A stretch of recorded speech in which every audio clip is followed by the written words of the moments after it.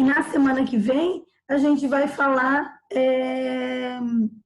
sobre a Ásia, certo? Então, já coloquei ali algumas possibilidades de filme para vocês assistirem, que podem compor aí possíveis provas de vocês, ou até mesmo produções textuais, assim como Forrest Gump, que eu já falei para vocês, da Guerra do Vietnã, o filme Hotel Ruanda é um filme baseado numa história real, mostrando efetivamente o que aconteceu, especificamente o massacre de 1994 em Ruanda.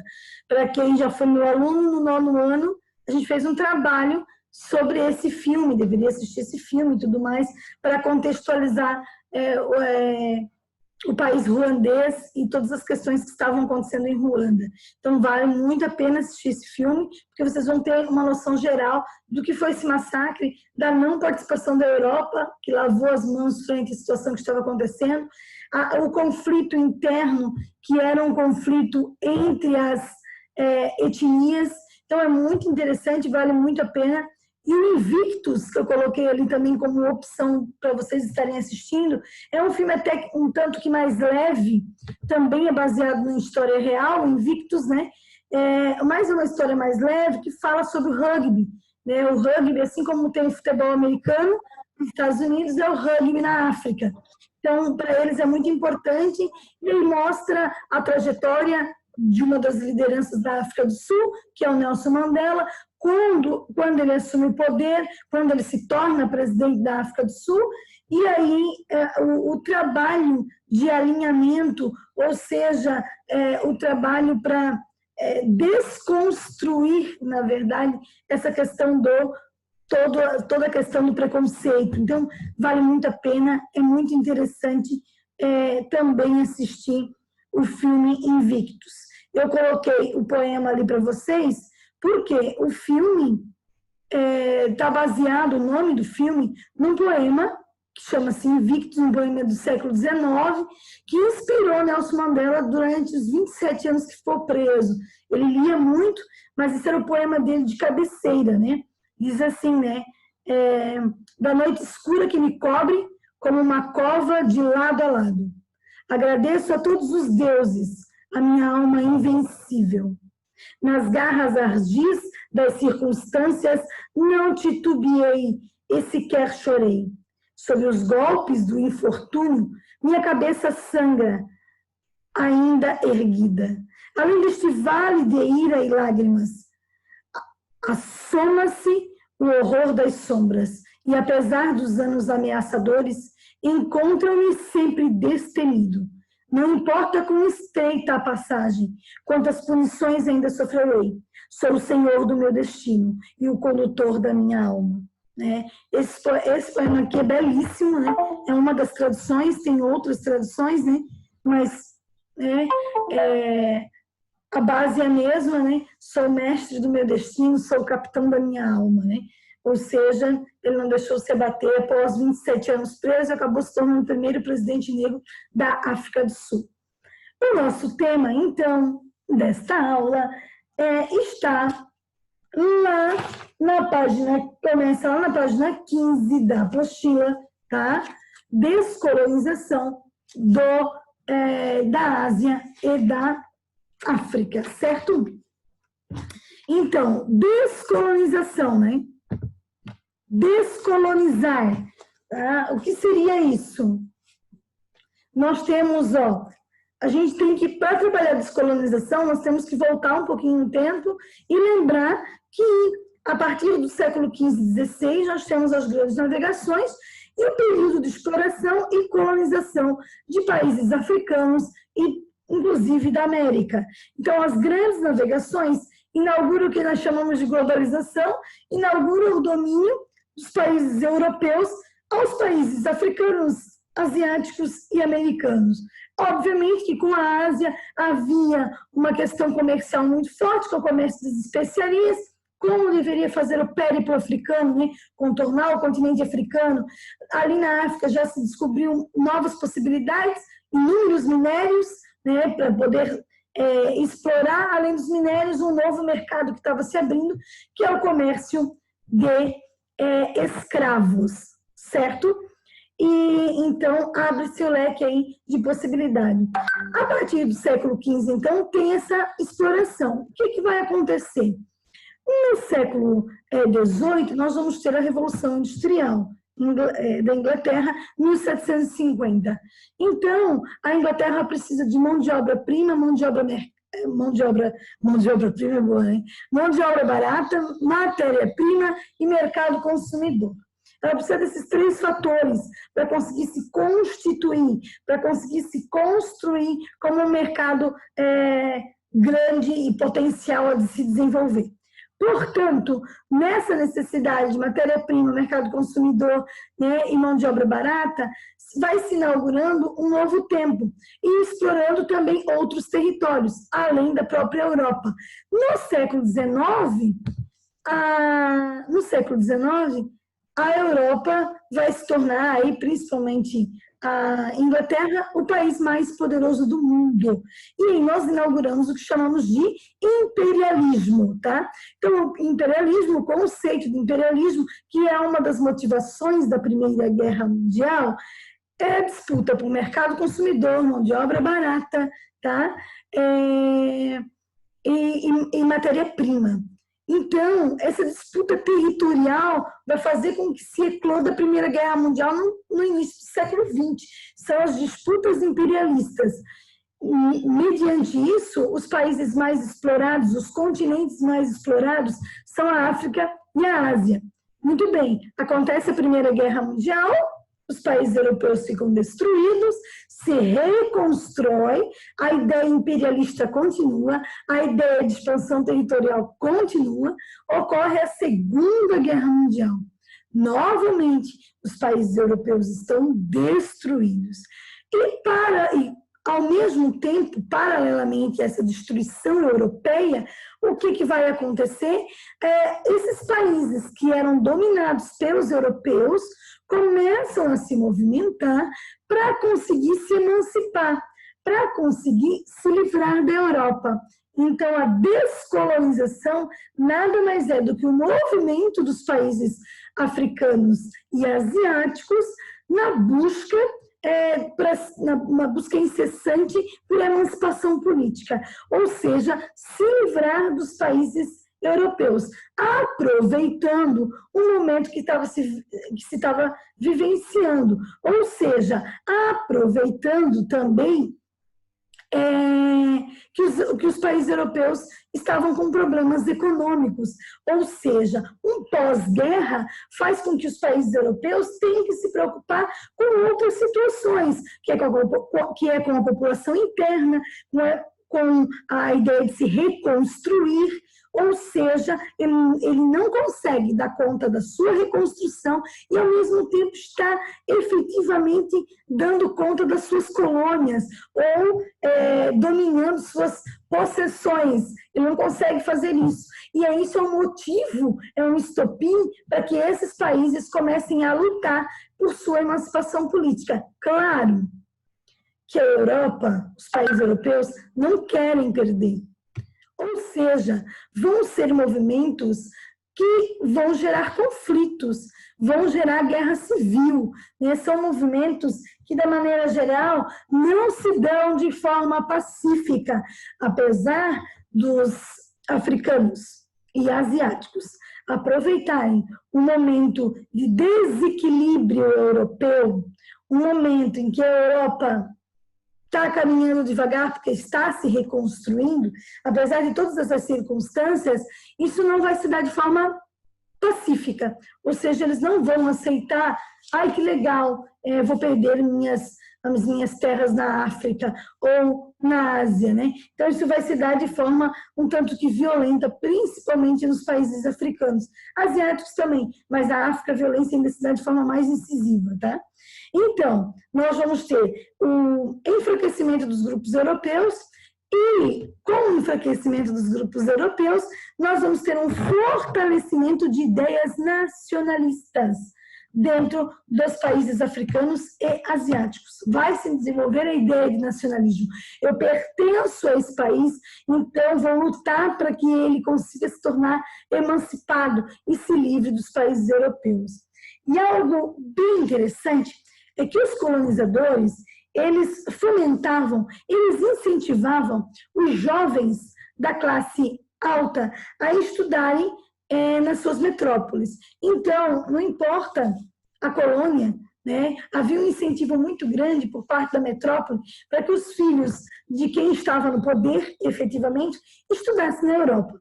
Qual era a ideia dos colonizadores com essa situação? Era pulverizar nesses jovens uma ideologia em que a metrópole ela é positiva, em que o que a metrópole faz para a sua colônia também é algo bom. Ou seja, a metrópole, de maneira geral, ela engendra, ou seja, ela tem de apoio dentro das suas colônias um grupo efetivo, que ela destina o poder a esse grupo. Ou seja, ela tem uma manutenção de poder. Em algumas situações, eles mantiveram no poder algumas lideranças que eram regionais, né, dando poder a essas lideranças frente às demais lideranças. Então, causava entre eles rivalidade entre os grupos nativos dos países que eram explorados pelos europeus.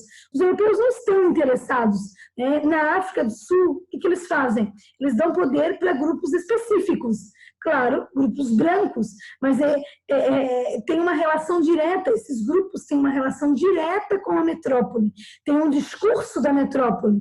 Por quê? Tá? São grupos de pessoas, às vezes, ligados, que vêm diretamente da metrópole para a colônia, ou, muitas das vezes, são grupos efetivamente, ou seja, nativos daquele país X ou Y, é o que aconteceu com Ruanda, e eles destinam o poder a esse grupo frente aos demais grupos, e aí eles têm inúmeros privilégios frente à maioria da população. Então, eles mantêm uma elite local dentro de um discurso da metrópole, eles mantêm uma elite local alinhada com a metrópole. Esse é o objetivo dessa galera. Então, incentivar, né, que os filhos da elite fosse estudar na Europa, era para conseguir fazer com que eles tivessem acesso a um discurso realmente da metrópole e de manutenção de poder da metrópole na sua colônia. O tiro meio que saiu pela culatra. Não rolou bem da forma com que eles imaginavam. O que vai acontecer? Eles vão ter contatos com outras ideias, além das ideias que a metrópole queria. Se a gente está falando aí do século XIX, quando isso começa a acontecer, século XX, tá? E depois até século XXI, mas principalmente aí no século XX, pulveriza ideias de emancipação, de liberdade, né? Início do século XX ainda está muito eminente um discurso ligado ao discurso iluminista, de liberdade, igualdade, até hoje, né? É um discurso bonito de ser falado. Então, o que acontece? Esses jovens voltam, sim, para os seus países, mas não voltam com o discurso efetivo da metrópole, né? Voltam com ideias novas e começam a perceber que a relação da metrópole com a sua colônia, né, é uma relação excessiva, de poder excessivo, ou seja, da busca da matéria-prima, da mão de obra barata, do mercado consumidor, e não do desenvolvimento das suas colônias. Não existe uma preocupação por parte da Europa em desenvolver suas colônias, mas sim explorá-las. Se a gente pensa no Brasil, por exemplo, no Brasil de Dom João, né, na época que a família real vem para o Brasil em 1808, 70% do que o Brasil do que Portugal exportava para a Inglaterra, 70% das exportações de Portugal para os ingleses vinha da sua colônia, ou seja, vinha do Brasil. Então, era uma relação que a metrópole portuguesa tinha de dependência com a sua colônia. Tá? Não se desenvolvia nada aqui, mas se buscava tudo que tinha aqui para poder vender e comercializar com os ingleses. Não se desenvolvia, não se investia nos continentes africanos e asiáticos saneamento básico, educação. O que eu busco desses países? Matéria-prima, mão de obra barata e mercado consumidor. Não existe uma preocupação de se desenvolver qualidade de vida. Tanto que, de 10 países com pior expectativa de vida, 9 estão no continente africano. Né? Os índices de desenvolvimento humano de alguns países que a gente vai ver hoje são extremamente baixos. Tá? Aí eu quero que vocês peguem, tá? A apostila de vocês na página 18.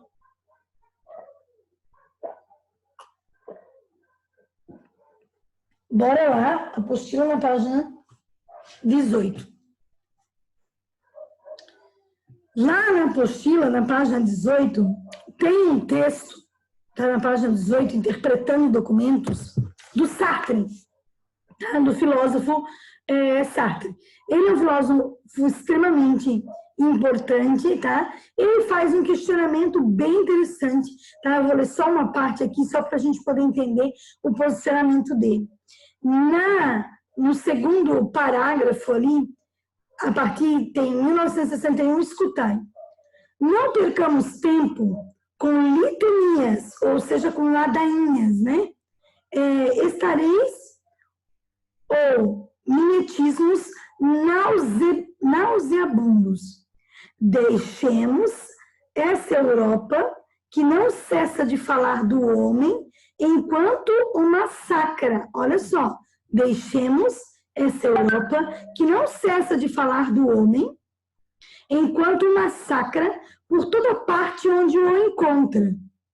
Em todas as esquinas de suas próprias ruas, em todas as esquinas do mundo. Olha a crítica que ele está fazendo, gente. Só essa frase que eu peguei dele aqui, ó. Deixemos essa Europa que não cessa de falar do homem, enquanto massacra por toda parte onde o encontra. Em todas as esquinas de suas próprias ruas, em todas as esquinas do mundo. Por quê? Porque a Europa tem um discurso humanista. A Europa tem um discurso de humanização. Só que esse discurso não condiz com a prática europeia, certo? Inclusive tem uma questão aqui, ó, na página 19, tá? Tem duas questões ali interessantes na página 19, a 3 e a 4. A 3 diz o seguinte: qual era a intenção dos colonizadores ao fornecer educação para jovens colonos nas metrópoles europeias? Foi o que eu acabei de falar. A intenção é uma elite afinada com a ideologia da metrópole. Essa é a intenção. Afinar essa elite é uma ideologia da própria metrópole. Né? O que eles esperavam? Que esses jovens voltassem, tá? Com um discurso imperialista, que esses jovens voltassem e efetivassem esse discurso imperialista e continuassem colocando esse discurso em prática. No entanto, isso não aconteceu como eles gostariam. Os jovens tinham acesso a toda essa informação e conhecimento, mas quando voltavam, se tornavam muito mais críticos e conseguiam fazer algumas percepções que não faziam anteriormente, né? E a número 4, que eu acho importantíssima essa questão, diz o seguinte: é possível estabelecer uma contradição, né, entre o humanismo pregado pelos europeus e suas ações, né, em outros continentes? Gente, na Europa o humanismo desenvolve as ideias de igualdade, liberdade e fraternidade. Aí vem o questionamento: para quem era a igualdade? Para quem era a liberdade? E para quem era a fraternidade? Quem é que estava inserido? Quem é que tinha esse direito de liberdade, igualdade e fraternidade? Era para todo mundo? Como é que se dava essas aplicações? Ou ela era extremamente ali, internamente falando, E a prática imperialista é uma contradição, um discurso humanista com uma prática imperialista. Tá? Então, uma prática que busca matéria-prima, mão de obra barata, mercado consumidor, e não está pensando no outro. É uma prática nada empática, ou seja, eu não desenvolvo aquele país, eu não penso no saneamento básico, na educação, na saúde, em qualidade de vida. Eu penso naquele país onde eu vou conseguir matéria-prima, mão de obra barata, mercado consumidor, acabou. Essa é a minha relação com a colônia. Então, essa é uma grande contradição, inclusive com um discurso muito forte, né? O discurso europeu, o discurso eurocêntrico de domínio desses territórios está vinculado a que eles levam à civilidade. Então, nós europeus, estamos levando a civilidade para a África, estamos levando a civilidade para a Ásia, ou seja, onde nós chegamos, né? O outro como é que a gente vai dizer? É o selvagem, porque o europeu acreditava que os indígenas, por exemplo, no Brasil, eram selvagens, que as populações africanas também eram selvagens. Tá? Então, a ideia de levar a civilidade, de levar um discurso de civilidade. Quando o português atravessa ali a África e chega, por exemplo, na Índia, para comercializar com os indianos, ele se usa de violência para conseguir fazer esse comércio. Não consegue fazer isso na China, porque a China é um baita do império, a China tem muita tecnologia e os europeus percebem, menos. Aí as relações são diplomáticas, isso lá nas avaliações. Na Índia, violência, na China, diplomacia, e no Japão, os europeus conseguem perceber que no Japão havia conflitos internos. Aproveitaram os conflitos internos para conseguir comercializar, até que os japoneses expulsaram os portugueses, mas Nagasaki tem uma influência na sua história portuguesa, né? Era a maior colônia cristã no Oriente durante essas grandes navegações, só para a gente perceber o papel do europeu, né? E no continente africano, o que os europeus fizeram? Fomentaram as disputas entre as etnias que eram diferentes. O que aconteceu na África, né? Eu acho que é importante a gente falar. A África, no século XIX, eles fizeram a partilha da África. Então, os europeus dividiram o continente africano em áreas de influência. Alemanha, Bélgica, Espanha, França, Inglaterra, Itália e Portugal foram os principais países que dominaram o continente africano. Então, o mapa da África, quando nós vimos o mapa hoje, quando nós conseguimos visualizar o mapa do continente africano, ele está muito ligado à divisão da partilha da África feita no século XIX.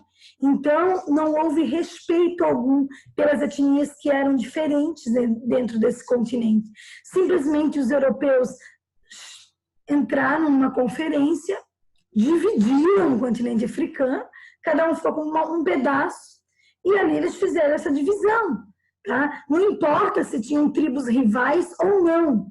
Não havia uma preocupação por parte dos europeus nesse estabelecimento. E isso fez com que, internamente, houvesse muitos conflitos que foram aproveitados pelos europeus para dar forças a grupos específicos alinhados com o discurso europeu para conseguir dominar essa região. Tá? E a gente tem que lembrar também que é importante aí, tá? Que nós vamos estar vivendo agora, pós-Segunda Guerra Mundial, um conceito de Guerra Fria. Então, os países africanos, quando vão lutar por suas emancipações políticas, tá? Qual é a ideia da descolonização? A luta dos países africanos e asiáticos para se emancipar politicamente, para se livrar das suas metrópoles. Muito bem, mas como eles não tiveram nenhum incentivo, e historicamente, tá? Não tinham condições mínimas, porque não tinha saneamento básico, não tinha saúde, não tinha educação de qualidade, ou seja, não tinha nada. Para eles conseguirem fazer isso, era necessário dinheiro também. tá? Era necessário essa questão financeira que eles não tinham. Então, tanto os Estados Unidos quanto a União Soviética incentivou esses países africanos e também asiáticos a se tornarem independentes, emprestando dinheiro para essa galera. Ou seja, abrindo o leque de possibilidades, porque se a gente está falando de Guerra Fria, qual era o objetivo dos Estados Unidos e da União Soviética? Áreas de influência. Eu te empresto dinheiro, você se livra dos países europeus, em contrapartida fica alinhado com o meu discurso. Era esse o objetivo. Então, a gente sabe muito bem que em 1947 nós vamos ter o Plano Marshall. E em 1955, o Pacto de Varsóvia, ou seja, o Plano Marshall estadunidense e o Pacto de Varsóvia da União Soviética, ambos com o objetivo de empréstimo, ou seja, de incentivo financeiro a esses países também, para que eles conseguissem ficar alinhados com o discurso ou da União Soviética ou dos Estados Unidos, certo? Lá na apostila de vocês, na página 19, então, vai começar a falar da descolonização do continente africano, certo? Então, como eu disse para vocês, contou com o apoio tanto dos Estados Unidos quanto a União Soviética, né? A metrópole concede, em algumas situações, a emancipação, só que o que ela quer? A formação de uma elite dirigente. Então, quando a metrópole ela aceita essa emancipação política, o objetivo dela é, na formação de uma nova elite que está se formando nesses países, ela seja alinhada com o próprio discurso da metrópole. Não sou mais metrópole, mas sou influente ali dentro. Foi o que aconteceu com inúmeros países africanos, tá? Ou seja, consegui me emancipar, mas ainda, de uma forma muito incisiva, alguns países europeus conseguiram manter suas influências dentro dos países africanos, né? Principalmente em países que tinham, principalmente minérios, né? A África é um continente recheado de minérios, então havia essa relação também. Aqui vai falar, inicia falando na página 19 da Etiópia, né? Do ladinho da Etiópia hoje, bem pertinho da Etiópia, a gente tem um país super recente, chamado Eritreia, tá? A Eritreia, ela consegue se emancipar aí nos idos de... ela conquista em 1993, né? Ela conquistou ali, mas tem um conflito que vai até os anos 2000, para ela conseguir se emancipar da própria Etiópia. Então, a Etiópia é um país com analfabetismo maior, com um número maior, 60% da sua população é analfabeta. O índice de desenvolvimento humano é 0,330 ali, ou seja, um índice de desenvolvimento muito baixo. Mesmo assim, ela não queria perder esse território. Para vocês terem uma noção, na Eritreia, que é um país super recente aí, novo, né? De 1998 aos anos 2000, 120 mil pessoas morreram e aproximadamente 1,5 milhões de refugiados, tá? Nesse conflito para conseguir se emancipar da própria Etiópia. Então, o continente africano, além de uma participação efetiva dos europeus, havia dentro desse continente inúmeras disputas internas, tá? A Serra Leoa é outro exemplo, é uma região de muitas minas, de muito diamante, então consegue essa disputa aí efetiva de territórios também internamente falando. Muito bem. Houve uma conferência em que participaram, essa conferência é importante até vocês se organizarem, tá? Houve uma conferência chamada Conferência de Bandung, tá?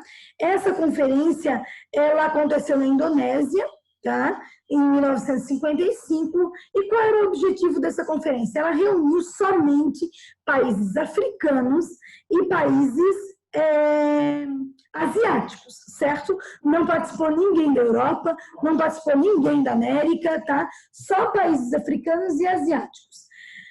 Essa conferência é uma conferência altamente nacionalista, tá? Anticolonialista, ou seja, contra as colônias, e anti-imperialista. Então, é um discurso anti-imperialista, é um discurso anticolonialista e um discurso nacionalista, valorização da própria nação. Nessa conferência, eles não queriam, eles estavam alinhando alguns países a não se aliar nem com os Estados Unidos e nem com a União Soviética. Então, o objetivo deles era não ter influência nem da União Soviética, nem dos Estados Unidos. Então, a partir dessa conferência, surgiu aí um bloco de países, tanto na África quanto na Ásia, dos chamados países não alinhados.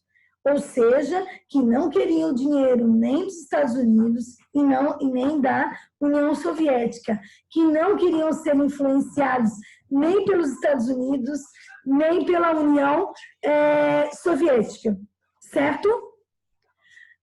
Então, gente, olha só, o que vai acontecer? Esses são chamados depois como países de terceiro mundo, tá? Esse nome que nós não usamos mais, tá?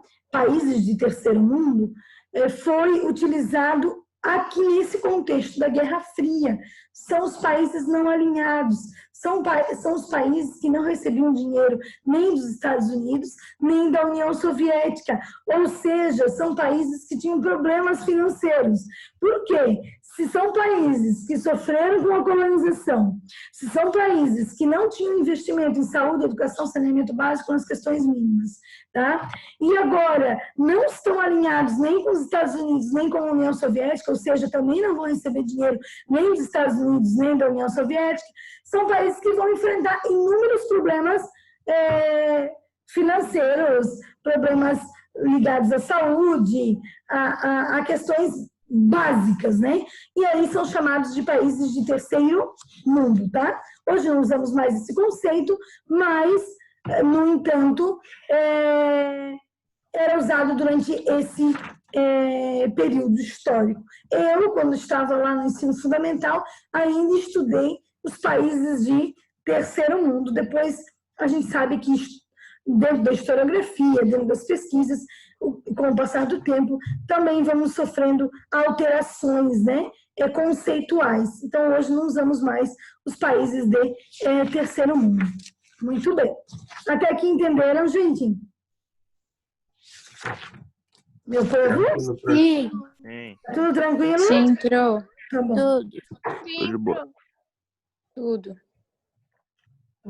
Então, podemos continuar. A apostila faz um recorte de alguns países, tá? Nesse processo de emancipação, de descolonização do continente africano. Nós vamos ter, ela traz como exemplo a região ali da Argélia, Marrocos, que é a região do Maghreb, né? Argélia, Marrocos, né? Fala de Angola, de Ruanda, certo? Da Serra Leoa, de Moçambique e da África do Sul. Muito bem. De maneira geral, todas essas regiões, para conseguir suas emancipações, isso aconteceu de forma conflituosa. Os conflitos vieram praticamente até os idos de 2000, certo? Então, são regiões que, apesar, por exemplo, a gente quando fala da região do Maghreb, que é a Líbia, que é a Argélia, né? Na região norte, ali Marrocos também faz parte da região do Maghreb, são regiões que estão desenvolvendo. Tá? No entanto, até os idos de 2000, eram regiões com conflitos, né? Angola, nós vamos ter, inclusive, e eu acho que é bem interessante a questão de Angola, que vão ter 3 movimentos em Angola de libertação para Angola. Tá? Um com o apoio dos Estados Unidos, outro com o apoio da União Soviética e outro com o apoio da China. Olha só, 3 movimentos de emancipação, cada um com apoio, um da China, um dos Estados Unidos e um da União Soviética. Olha o interesse que esses países têm nessa região.